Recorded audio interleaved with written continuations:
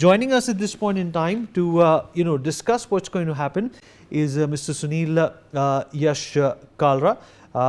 He's the founder of the Indian Sports Fan. Taus Rizvi, senior sports journalist, also with us on the program. Sunil, I'll begin with you. I hope you can hear me.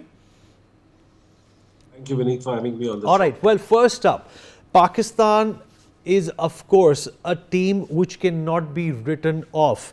If you remember, the only World Cup, the 50-over World Cup that Pakistan has won, under the leadership of Imran Khan, they were written off.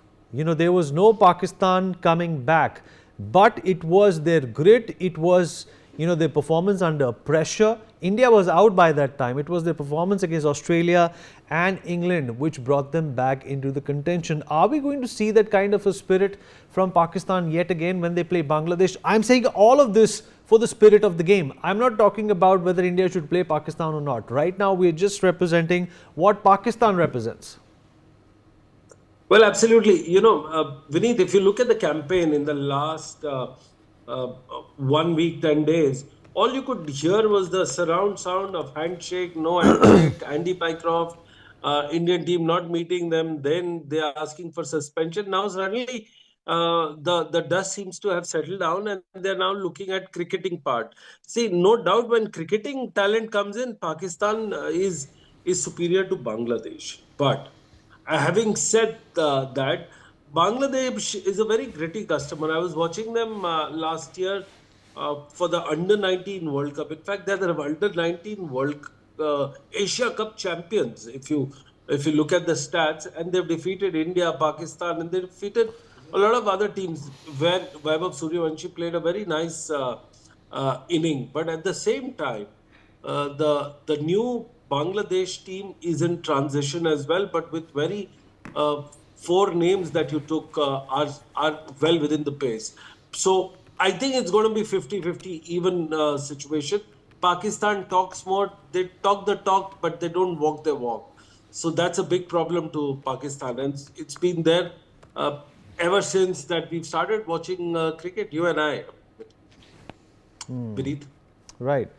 All right, fair enough. That's your analysis, and of course, Pakistan is a team which needs to sort of put in the gap between the lip and the cup. But Taus, the fact of the matter is, when it comes to both these nations, is Pakistan that's always considered Bangladesh, a minnow. It's a virtual semi-final, but Pakistan's hot and cold campaign will collide with Bangladesh's hunger in this virtual semi-final.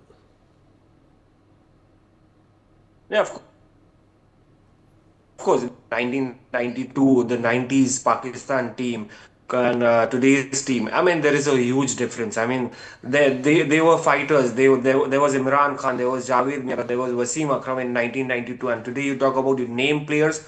I mean, there are hard and say that we can fight back. I mean, there is Shaheen Shah Afridi, but he's been completely off color. If you saw what he went against India, Haris Rauf, I mean, what Virat Kohli did, humiliated him in the past, and it still haunts him. Do you count the batsmen on the fingers? I mean, you will only find Fakhar Zaman, who's got all the experience. Otherwise, he's not performing, or maybe he's not delivering the way he should have been. But yeah, it's still a good side. I mean, they have come good. I mean, if you saw whatever happened in the earlier stages of the Asia Cup, they have been pretty ordinary. Yeah, they have defeated minnows, but they were struggling against India. They were struggling, which is the number one side in the world. Then Sri Lanka, somewhere or the other, Super 8, you started showing. They started maturing in the later stages of the game. That is Super 4. I mean, if you saw against Sri Lanka what they did, it was not an easy win. Yeah, there was some friction. There was some fight between Sri Lanka and Pakistan. Then you saw Bangladesh. They put up a fight in the first game. So I think from what Bangladesh has derived from yesterday's game, where they had almost restricted India, they had put them on the back foot. They had created a lot of trouble for the team India, which is now. I mean, if everything is out now, which was heavily dependent on Abhishek Sharma, they have exposed the middle order right now. So Bangladesh will take a lot of confidence from yesterday's game. If they come out with the belief, they definitely have the ability to upset Pakistan. I'm saying upset, although it's a young side. Both teams are young. but the battle will be between the two bowling outfits. Batters are amateurs, youngsters. There is a mix of Litton Das somewhere here and there, or maybe a Fakhar Zaman.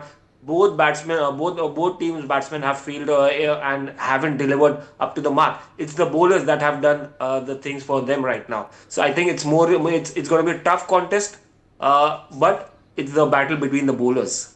And Sunil, we need to give it to the Bangladeshi bowlers as well. They did in fact come back with a lot of heart after Abhishek Sharma and Shubman Gill got off to that wonderful start. But when you talk about Bangladesh and Pakistan, let's not forget that they beat Pakistan in Bangladesh just in July in a home series, 2-1. But they must be looking to forget how they fared against India in their last match. But they would definitely want to remember how they beat Pakistan at home in July. Well, absolutely. In July, I mean, in late July, I had an opportunity of meeting Phil Simmons, the legendary the opener of West Indies. He's the current coach of the Bangladesh team, and I was just having a casual chat with him, and he told me that these guys play fearlessly because they don't have big contracts, they don't have any calling in any of the big legendary matches, invitation, nothing. So what they have, this is their only role, survival for them. So if they have to create some niche for themselves and market for themselves, they all know that they have got to play some extraordinary cricket. I'll take you back to yesterday's match. Remember the first over, we got India could score only 4 runs. In the last over, India could score only 4 runs. That shows, and they bowled around 18 odd dot balls. So when you bowl dot balls, you restrict like a python which does to its victim. You just very slowly and without making a big difference, you just completely constrict them. And this is what Bangladesh does. Also, Vineet, the final point is, whenever India lost a wicket last night, 2 deliveries were dot balls immediately after that, barring Abhishek Sharma's wicket. So if you have 5 or 6 or 7 wickets, they come down very heavily onto you. They just restrict you. So therefore, that is a cause of concern for Team Pakistan. Bangladesh understands the game strategy very well. Bangladesh is playing for their survival. Pakistan, on the other hand, is playing for theatrics, the media highlights or the media headlines or whatever, and they've been failing in those two parts. I mean, I don't see top 3 batters of Pakistan and Bangladesh much different from what you see the other competition. That's why I give them 50%, 50-50 even thing. And again, as I said, I reflected to Phil Simmons, the coach, who said they're only playing for survival. All right. On that note, on that positive note, survival for Bangladesh and Pakistan, we'll call it a show. Taus and Sunil, appreciate you taking out the time and speaking with us. We have run out of things to in fact talk about, because we haven't run out of things, but we have run out of time to share some of the things that we can talk about. We'll take a short break now. More news and updates on the other side.